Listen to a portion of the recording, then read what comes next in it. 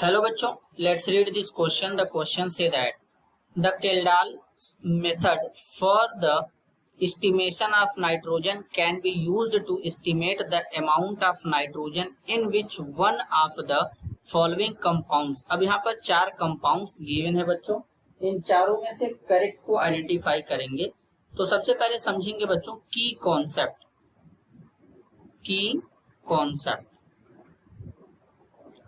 की कॉन्सेप्ट होगा बच्चों केल्डाल method.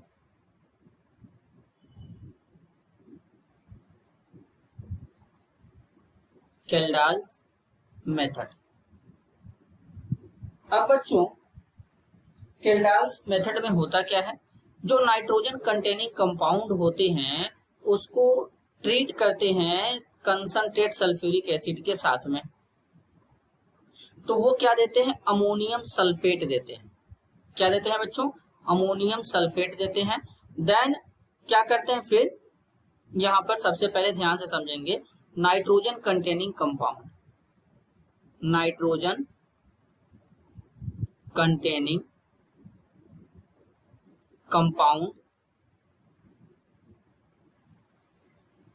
is treated with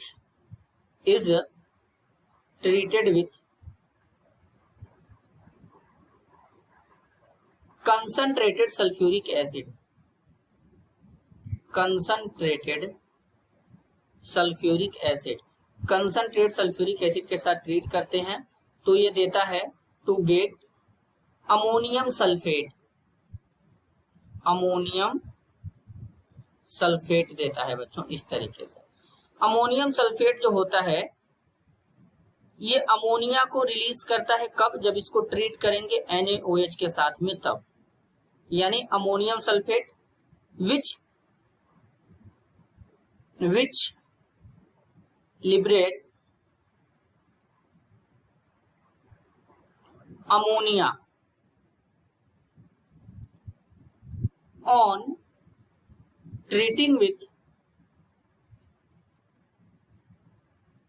NaOH. Ammonia is absorbed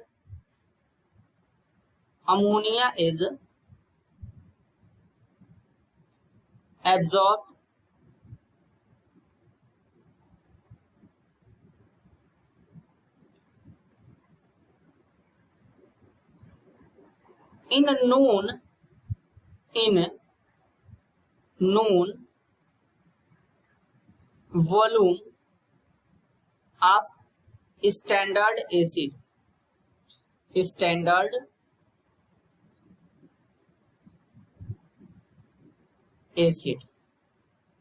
अब बच्चों यहां पर रिएक्शन को देखेंगे तो सबसे पहले ऑर्गेनिक कंपाउंड डालेंगे, इसको ट्रीट कर देते हैं H2SO4 के साथ। तो यहां पर अमोनियम सल्फेट बन जाएगा। इस तरीके से क्या बन जाएगा, अमोनियम सल्फेट बन जाएगा। अब अमोनियम सल्फेट को अगेन NaOH के साथ ट्रीट कर देंगे तो ये बना लेगा सोडियम सल्फेट और साथ में अमोनिया को रिलीज करता है, वाटर भी फॉर्म हो जाता है बच्चों इस तरीके से। अब अमोनिया क्या करता है, फर्दर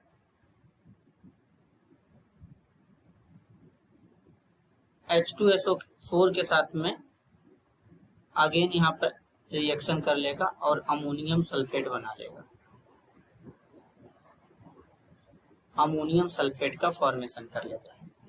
अब बच्चों जो केल्डाल मेथड है, ये मेथड बेसिकली नाइट्रो कंपाउंड या फिर जब एजो कंपाउंड या फिर जैसे रिंग में नाइट्रोजन आ जाए तो इस टाइप्स के कंपाउंड के लिए ये एप्लीकेबल नहीं है। Basically केल्डाल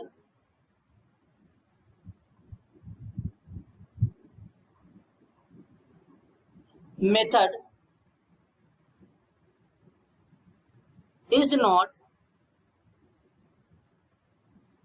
applicable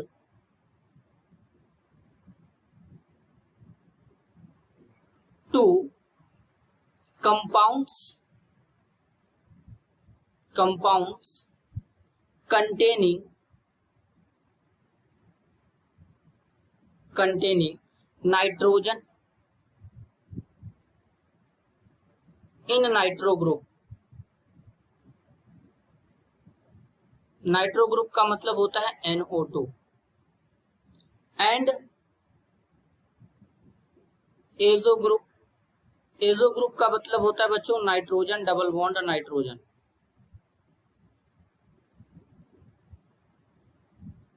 and nitrogen present in the ring. अब रिंग में नाइट्रोजन प्रेजेंट होगा, मतलब जैसे एग्जांपल के तौर पे हो जाएगा बच्चों pyridine. As nitrogen of these compounds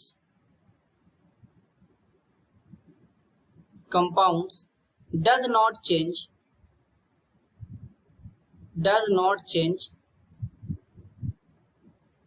to ammonium sulfate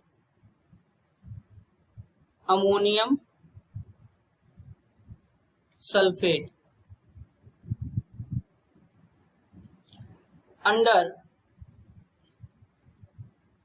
these condition। तो बेसिकली अब बच्चों करेक्ट आंसर को आइडेंटिफाई करेंगे। तो फर्स्ट वाले में एजो ग्रुप प्रेजेंट है तो ये यहाँ पे नहीं होगा। सेकंड में नाइट्रो ग्रुप प्रेजेंट है, ये भी नहीं होगा। थर्ड में बच्चों रिंग में नाइट्रोजन आ गया जैसे कि पिरिडीन है तो ये भी गलत हो जाएगा। 4 में NH2 है, बेंजीन के रिंग से डायरेक्ट जुड़ा है तो ये हमारा हो सकता है बच्चों ये एनिलीन है, तो करेक्ट आंसर होगा 4। This is your answer. I hope you understood it well. All the best.